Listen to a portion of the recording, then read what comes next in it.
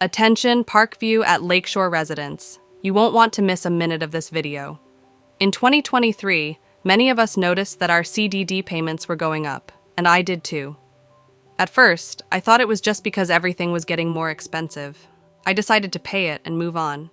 But then, I started seeing a lot of for sale signs in our neighborhood, and many people were complaining about the board's budget on the Nextdoor app. This made me curious, but I figured the board knew what they were doing. I thought, it's not my job to worry about this. I just need to work. As the months passed, I saw that whenever someone asked a question about the board on Nextdoor, the board members would attack them. They tried to shut them down and make them feel bad for asking. Luckily, other community members stood up for them and started asking their own questions. I decided to do some digging and find out what was really going on. What I discovered was shocking. You can find this information yourself, and it's all public record. I started by visiting our CDD website. I looked for the proposed budget everyone was talking about. When I opened the document, I saw not only the 2023 budget, but also budgets from previous years. Let's go back to 2020. In 2020, the actual budget was $963,397. In 2021, it dropped to $933,931. But then, the proposed budget for 2022 was $1,141,957, which was a big increase. The board wanted over $200,000 more than the previous year. I checked the actual spending for 2022, and it was still almost $150,000 higher than 2021, even though it was less than what they had proposed. Now, what about 2023? The proposed budget jumped to $1,569,706. That's a difference of $488,703 from the actual budget of $1,081,003 from the year before. I was shocked. Why was the proposed budget so much higher? I hoped the actual spending would be less, like it had been before. I didn't like the idea of the budget going up, but maybe the board had a good reason, like building a new dock or playground. When November 2023 came, the actual budget was released, and it wasn't lower at all. The proposed budget was $1.5 million, but the actual budget turned out to be $2.2 million. Remember, our CDD payments are based on the actual budget, not the proposed one. Now I understood why everyone was upset on Nextdoor. How did we go from $1 million budget for 3 years to a proposed $1.5 million and then actually spend $800,000 more? I couldn't believe my eyes. I wanted to see how much everyone in our community had paid towards this $2.2 million budget, so I checked the county records. You can look this up too, it's public record.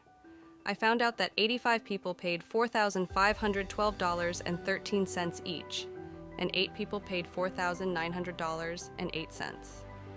Together, we paid $2,485,001.75, more than the proposed budget and even the actual budget.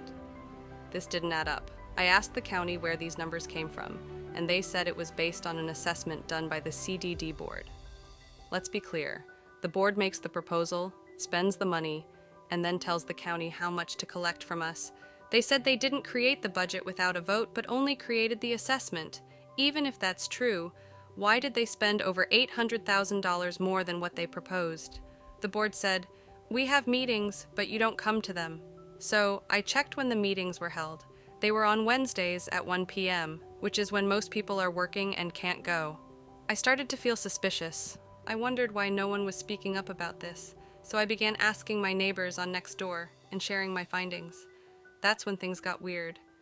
When Tamika Harold tried to use the gym, her key card didn't work, and when she asked for help, they called the police. We had enough. What were they hiding? Why were they trying to silence anyone who spoke out? Neighbors started helping us investigate. We had been giving the board the benefit of the doubt and just wanted clear answers. Then, one neighbor looked up every single property on the Osceola County website. What they found was shocking.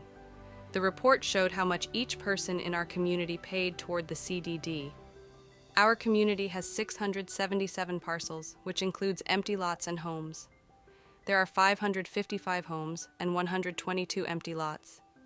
Each empty lot is assessed at $0 because they are vacant. Then, this person checked how much their home paid, $4,900.08. They found that 6 other people paid that same amount. Tamika had paid $4,512.13, and about 83 others paid that amount too. This led us to wonder how much each board member was paying. If some community members paid as little as $3,567.02, and others paid as much as $5,248.53, how much were the board members paying into the $2.4 million pot? That's when we found the real issue. Only 4 homes in our community were assessed at $0, meaning the county wasn't collecting CDD payments from those homes. The county collects money from 551 homes, except these 4. The first person assessed at $0 was Cesar Goyechi, one of our board members. The second was Victor Cruz, the president of the CDD board. The other 2 were their friends. That's when we decided to call a lawyer. Our lawyer told us this was illegal. When we asked Victor about it, he said he prepaid his CDD payment and showed us a document. We checked the amount he claimed to have paid, $4,659.72. We looked at the report and found that everyone else who made payments had homes that matched the exact amount paid. For example, if someone paid $5,248.53, there are 56 homes that paid that amount. If someone paid $4,761.02, then there are 95 homes that paid that same amount.